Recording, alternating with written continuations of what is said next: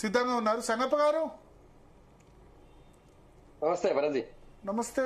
So Revanth Reddy ప్రసంగం చూశారు, మిమ్మల్ని టార్గెట్ చేశారు, మీరైతే పూర్తిగా సరెండర్ అయిపోయినారు. ఎలక్షన్స్ లో బీఆర్ఎస్ కు అవుట్ రైట్ గా కోఆపరేట్ చేస్తున్నారు.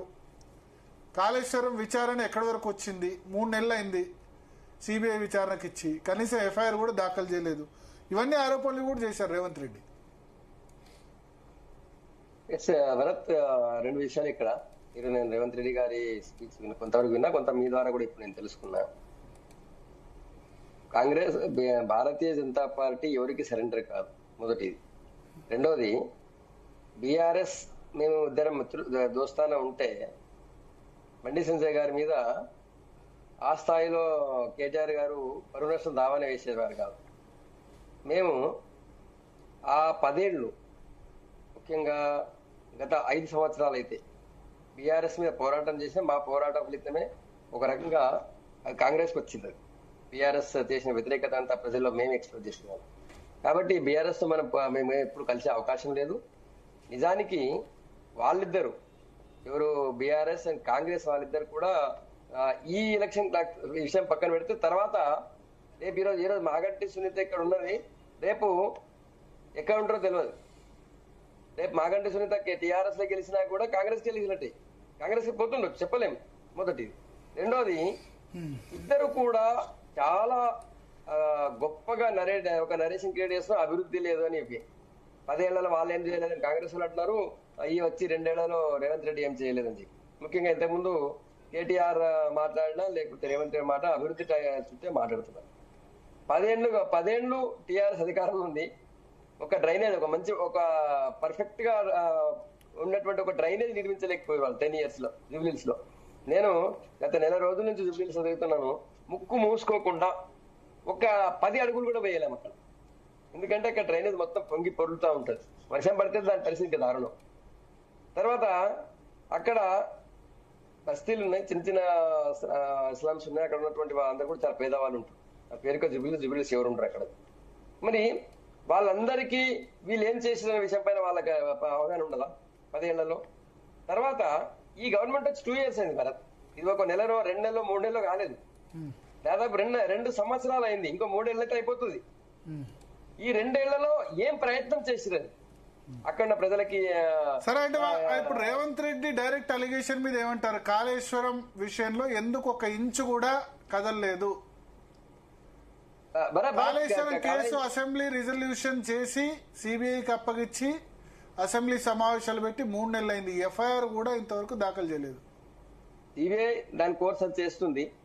ఈయన కాళేశ్వరం అంటున్నారు కదా. మరి మీరు చాలా సీనియర్ జర్నలిస్ట్, అందులో ఎడ్యుకేషన్ మీద మీకు బాగా అవగాహన. ఏం కేసుని అప్పచెప్పిండో సిబిఐకి? 2 బ్యారేజ్లయా? 1,30,000 కోట్ల నేనే అంటాడు, 1,00,000 కోట్లు ఖర్చు పెట్టిన నేనే అన్నాడు. సరే, ఇప్పుడు ఆ లింక్ 1 కి సంబంధించిన కేసు ఏదో ఒక టేకప్ చేయొచ్చు కదా, మొత్తం కాళేశ్వరం కాకుండా. సిబిఐ ఖచ్చితంగా చేస్తుంది. సిబిఐ దాని మీద స్టడీ చేస్తుంది. ఇప్పుడు ఈయన ఇన్ని రోజులు లాంచి 2 సంవత్సరాలు ఈయన నానుస్తాడు. 2 సంవత్సరాలు లాంచి ఇప్పుడు ఇచ్చిన 2 నెలలకి అయిపోవాలా? మరి 2 ఏళ్ళు ఈయన ఎందుకు చేయలేదు? ఈయన ఇచ్చేది రాగానే ఇవ్వని ఉంటుంది. ఈ 2 నెలలు ఏదో ఒకటి ముందుకు వస్తుండే. నువ్వు 2 సంవత్సరాలు లాంచి నేను ఇచ్చి 2 నెలలు అయిపోయిందంటే ఎట్లా? 2 ఏళ్ళు అయితే నీకు 2 ఏళ్ళు పడుతుంది. సిబిఐ ఒక 2 నెలల టైం తీసుకుంటే అప్పుడే దాని గురించి మాట్లాడతారా? తర్వాత ఈయన ఫార్ములా ఈ రేస్ అన్నారు. ఫార్ములా ఈ రేస్ ఫస్ట్ మేమే చేస్తాము అది అని అన్నారు. తర్వాత గవర్నర్ గారికి మొన్న ఇచ్చారు. గవర్నర్ కి ఇచ్చి కూడా 1.5 month అయినట్టుంది. ఖచ్చితంగా దాని మీద గవర్నర్ గారు కూడా డిసిజన్ తీసుకుంటారు. మీరు నిజానికి ఇన్ని రోజులు కాపాడింది కేటీఆర్ ని, వారి కేసీఆర్ ని కాపాడింది రేవంత్ రెడ్డి. లేకపోతే ఈయన వాళ్ళని ఎప్పుడో అరెస్ట్ చేసే అవకాశం ఉండే, అది వదిలేసిండు. ఇప్పుడు ఎలక్షన్ వచ్చినాయి కాబట్టి అని చెప్పి ఎలక్షన్ లో అక్కడ వీళ్ళు చేసినటువంటి పొరపాట్లు, లేకపోతే వీళ్ళందరూ కూడా, ఇది 2 పార్టీలు భరత్, బీఆర్ఎస్ కాంగ్రెస్ 2 పార్టీలు ముస్లిం మైనారిటీ ఓట్ల కోసం పాకులాడుతున్నాయి. కేవలం మీరు అన్నట్టు 1,20,000 ఓట్లు అంటున్నారు. అసలు 1,10,000 సంథింగ్ ఏదో ఉన్నాయని మాకు అక్కడ వాళ్ళు చెప్తున్నారు. మీరు అన్నట్టు 1,20,000 అనుకుందాం. ఆ 1,20,000 ఓట్ల కోసం ఇద్దరు కూడా పడరాని పాటలు పడుతున్నారు, కాంగ్రెస్ అండ్ బీఆర్ఎస్. కానీ ఆ 1,20,000 పోతే ఇంకా 3 లక్షల పైచిలకు ఓట్లు అక్కడ నాన్ మైనారిటీస్, నాన్ ముస్లిం మైనారిటీ, అది హిందువులు కావచ్చు లేకపోతే ఇతర మసతులు కావచ్చు. అంటే వాళ్ళకి ఈ 3 లక్షల ఓట్లు అవసరం లేదు, కేవలం ముస్లిం ఓట్లే కావాలి. ఆ ముస్లిం ఓట్ల కోసమే రేవంత్ రెడ్డి భారతదేశ పరువు తీసి, క్రికెట్ చరిత్రలో భారతదేశ పరువు తీసినటువంటి, దేశ ద్రోహం చేసినటువంటి అజరుద్దీన్ తీసుకొచ్చి మంత్రి పదవి ఇస్తాడు. ఆ మైనారిటీ ఓట్ల కోసమే హిందువుల ఇండ్లు చుట్టూ హిందువుల ఇళ్ల మధ్యలో ఒక కబ్రస్థాన్ కడతా, శ్మశానం కడతా అంటాడు. అక్కడ ముస్లింలు ఎవరు లేరు ఆ ఏరియాలో, కబ్రస్థాన్ ఏరియాలో, ఈయన చెప్పిన ఓపెన్ ప్లేస్ ఏరియాలో చుట్టూ హిందువుల ఇళ్ళు ఉంటాయి. ఈయన తీసుకుపోయి ఆ ముస్లింలకి కబ్రస్థాన్ జాగా ఇస్తా అంటాడు. రేపు అక్కడ శ్మశానం వీళ్ళ శవాలు తీసుకుపోవడం రావడం అంతా రేపు కూడా రేపు ప్రతి తలనొప్పి కదా, వేరే దగ్గర ఇచ్చుకొని ఉంటుంది. లేదంటే ఆర్మీ ప్లేస్ ఇస్తా అంటారు. ఇప్పుడు ఇవన్నీ కూడా, ఈ మాటలన్నీ కూడా బీజేపీని లేపడానికి అని అంటారు. బీజేపీ చతికిల పడిపోయింది, బీజేపీని ఇక్కడ లేపి తద్వారా బీఆర్ఎస్ ఓడించడం అన్నది రేవంత్ రెడ్డి టార్గెట్ గా అనిపిస్తుంది అంటారు. మనది 2 విషయాలు మీరే రేవంత్ రెడ్డి గురించి చెప్పారు. ఒకటేమో బీఆర్ఎస్ బీజేపీ కలిసిపోయింది, ఓటేస్తే బీజేపీకి ఓటేసినట్టే అని చెప్పారు. ఒకటి అదే నేను ఏమంటా, బీఆర్ఎస్ ఓటేసి బీజేపీకి ఓటేసినట్టు ఎట్లా అవుతుంది అంటున్నాను. దాని బదులు బీజేపీకి ఏమంటాడు, దాని బదులు బీజేపీకి ఓటేయండి అని. భరత్ నేనేమంటున్నా, మా కన్నా వేయండి లేదా బీజేపీ కన్నా వేయండి, బీఆర్ఎస్ మాత్రం వేయొద్దు. అది ఎట్టి పరిస్థితి సాధ్యం కాదు. ఆయన ఏం మాట్లాడాలో అర్థం కాని పరిస్థితులు ఉన్నాయి. ఆయన ఒకసారేమో ఈ ఇద్దరు ఒకటి అంటే కరెక్టా అనుకుంటాడు, మళ్ళీ సార్ లేదు వీరిద్దరు ఒకటి కాదు, వాళ్ళకి ఓటేస్తే మళ్ళా బీజేపీకి ఓటేసినట్టు అయితే ఇంకా ఏదో అంటాడు, బీజేపీకి వేయద్దు అంటాడు. ఆయన ఏం మాట్లాడుతున్నా ఆయనకు అర్థమైతే ఒకటి. అక్కడ 100% జుబ్లీహిల్స్ ప్రజలకి గత 10 ఏళ్ల పాలన చూశారు, ఈ 2 ఏళ్ల పాలన చూశారు. ముఖ్యంగా అక్కడ ఉన్నటువంటి 3 లక్షల పైచులకు నాన్ మైనారిటీ ఓటర్లు కూడా చూస్తున్నారు. వీళ్ళు ఇప్పుడు ఒక్కటే నిమిషం టైం ఇవ్వాలి. మైనారిటీ ఓట్ల కోసం రేవంత్ రెడ్డి పడుతున్న పాటలు ఎన్నో వాళ్ళు చూస్తున్నారు ప్రజలు.